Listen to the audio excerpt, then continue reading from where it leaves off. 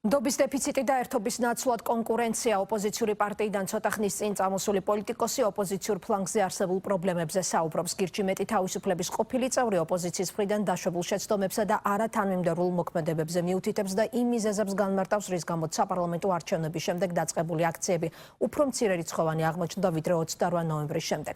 ცოტნე კობერიძის საკმაოდ ხმაური ან განცხადებებს არაერთგვაროვანი რეაქციები მოჰყვა. კრიტიკას საკუთარ თავზე არც ერთი აქტორი არ იღებს. პარლამენტის მიღმა დარჩენილი ოპოზიციური ძალის ლიდერის მხრიდან კი ოპოზიციის ტაქტიკურ შეცდომად სახელდება მოახლებულ თვითმმართველობის არჩევნებში არ მონაწილეობაც. თუმცა როგორც ირკვევა, შემოდგომაზე დაგეგმილი არჩევნები ერთ-ერთი მიზეზია, რაც ოპოზიციური გაერთიანების ფორმირებას უშლის ხელს. ბარიერ გადალახული ოპოზიციური ძალების ნაწილი ამ თემაზე ცალსახა პოზიციის დაფიქსირებისგან თავს იკავებს, რაც არჩევნებში მათი მონაწილეობის ეჭვს აძლიერებს. ასეთი პოზიციონირება ოპოზიციურ ფლანგზე უთანხმოებას კიდევ უფრო ზრდის. თავი ჩემთვის პრობლემა არის ის, რომ პირველ რიგში შეცდომების გავაზრებლობა როცა ხდება და როცა თითქოს სირცხვილია რაღაცაზე თქვა, რომ ეს არ იყო როგორც ელოდი და ხვალ რაღაცას სხვანაირად იზავრო. შეცდომის და პრობლემის გაუაზრებლობა თუ არ აღიარება როგორც ერთ-ერთი მთავარი შეცდომა და პრობლემა ოპოზიციურ ფლანგზე. ახლა უკვე უპარტიო დარჩენილი ცოტნე კობერიძე ასე ყოფილი პოლიტიკური ოჯახის რუტინად ქცეულ ყოველდღიურობას გარედან აფასებს. გირჩი მეტი თავისუფლებიდან წამოსვლის შემდეგ კობერიძე უფრო თავისუფლად ამბობს გარეთ იმას, რასაც შიგნით ამბობდა, მაგრამ ვერაფერს ცვლიდა. ისე როგორც მისი გადმოსახედიდან ვერაფერს ან არაფერს ცვლიან სხვებიც. ის სხვები, ვინც პოლიტიკურ ფსონს ხან ერთიანობაზე დებს, ხან განგრძობად პროტესტზე და ხანაც დასავლურ მხარდაჭერაზე.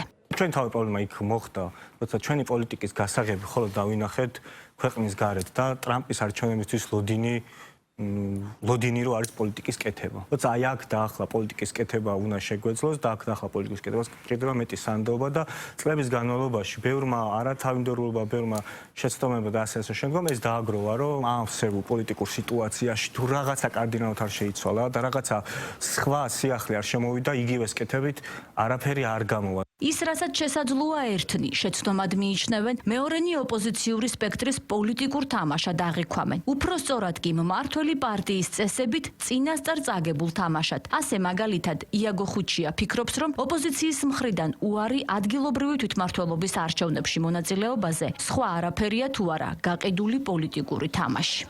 ყველაფერს აკეთებენ იმისთვის, რომ შემთხვევით არ მოიგონ. და ამითი პრობლემა არ შეექმნას იმ შეთანხმებას, რომელიც ჩემი აზრით მათ ხოცებთან აქვს დადებული, თორე ყველაფერს რასაც აკეთებენ, აი რასაც ახლა ჩვენ პოლიტიკურ სპექტრში ხდება, რომ არანაირი პოლიტიკური პროცესი არ მიდის. ქუჩაში მიდის რაღაც ღრიალი, ხალხის წინ დაუკან ტარება უაზროდ, ისე პროტესტის ისე გამოშიგვნა, რომ ჩვეულებრივ ნორმალურ ადამიანებს მისვლა გაუტყდეთ, აქტივისტების იმედად ყოფნა და არ შეთანხმება საერთო კანდიდატზე, რომელიც შეთანხმების შემთხვევაში გარანტირებულად მოგებულია. მაშინ როცა ერთ ოპოზიციონერს ეჭვი, ოპოზიციისა და ქართული ოცნების გარიგებაზე აქვს. მეორე ყოფილ კოლეგებს შეცდომებზე მიუთითებს. რეალურად რა სტრატეგიით თამაშობენ და იბრძვიან პოლიტიკური პარტიები. ან იბრძვიან თუ არა და რისთვის, ან თუ იბრძვიან რა პოლიტიკური რესურსით.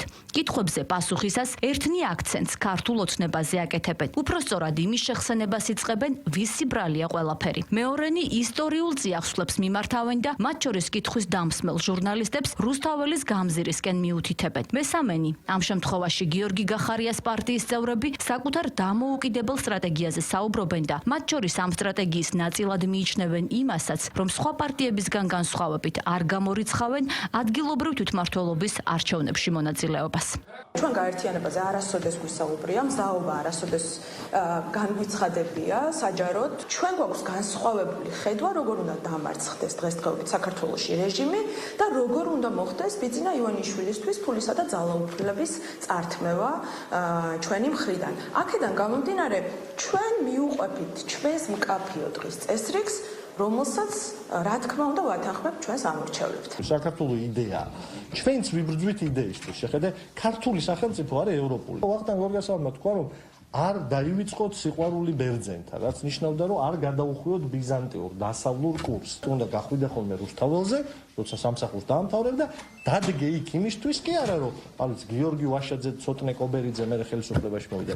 იმისთვის უნდა დადგე, რომ საქართველოს იყოს ევროპული სუვერენული სახელმწიფო. რეალური ალტერნატივის შექმნაზე მეტად პრობლემა არის ის, რომ ადამიანებმა მიიტაცეს სახელმწიფო ინსტიტუციები და ახორციელებენ ყოველდღურად ჩაგვრას და ტერორს საქართველოს მოქალაქეების ასე რომ თავი პრობლემა არის აი ამ მოძალადე დამნაშავე რეჟიმისგან ქვეყნის გათავისუფლება, ხოლო შემდგომში საარჩევნო დემოკრატიული დამახასიათებელი პროცესზე მე უნდა იყოს.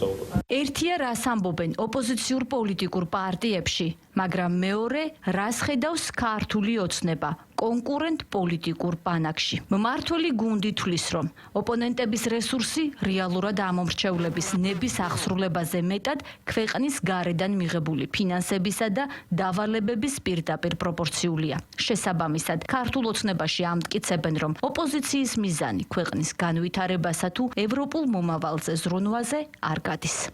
ვიტყვით იმას, რომ რესურსი არ გააჩნია, სერიოზული ფინანსური მხარდაჭერა აქვს, პოლიტიკური მხარდაჭერა აქვს და ქუხს და გვინავს ბრიუსელი გარკვეული ეს ოფიციოზი დავარქვათ თუ ბიუროკრატია დავარქვათ, საკმაოდ სერიოზულ დახმარებას უწევს, მაგრამ რესურსზე როცა ვლაპარაკობთ, ეს არის ნგრევის რესურსის არსებობაში შეჯიბრება ოპოზიციურ ფლანგზე, ვინ უფრო მეტი ზიანის მომტანი იქნება ქვეყნის დღევანდელი მდგომარეობისათვის. როდესაც შენს ამომრჩეველთან საქართველოს მოქალაქეებთან მისასვლელი პირი არ გაქვს და დაძრწიხარ უცხო ქვეყნებში და იქ ვიღაცეებთან, ესე იგი ჩურჩულებ, როგორ დაასანქცირო ეს ქვეყანა ამ ქვეყნის ლეგიტიმურად არჩეული მთავრობა, როგორ შეუზღუდო ვიზა ლიბერალიზაცია, სტატუსი როგორ წაართვა, კანდიდატის სტატუსი, როცა ამაზე ხარ აქცენტირებული, ბიზნესმენები, რომლებიც ეკონომიკას და დოვლას ქმნიან სამუშაო ადგილებს, ისინი დაასანქცირო. ბოლო ეს არის მე შენ. ბოლო ეს არის ერთმანეთის მე გინებას დაიწყებენ ცოტა ხანში უკვე დაწყებული აქვს, კიდევ უფრო სხვა ფაზაში გადავა და ბოლოს არიან გაქრებია როგორც შარშანდელი თოვლი პოლიტიკური ასპარეზიდან. მაშინ როცა ოპოზიციურ ფლანგზე ზოგი შეცდომებზე მიუთითებს, ზოგი გარიგებებზე, სხვები კი ყველა პრობლემის სათავეს ქართულ ოცნებაში ხედავენ და მოახლოებულ თვითმმართველობის არჩევნებში მონაწილეობას კატეგორიულად გამორიცხავენ, რადგან რიგგარეში არჩევნებისთვის ემზადებიან, კითხვა ბუნებრივად ჩნდება, როგორ და რა გზით გეგმავენ მიაღწიონ რიგგარეში არჩევნების ჩანიშვნას ქვეყანაში.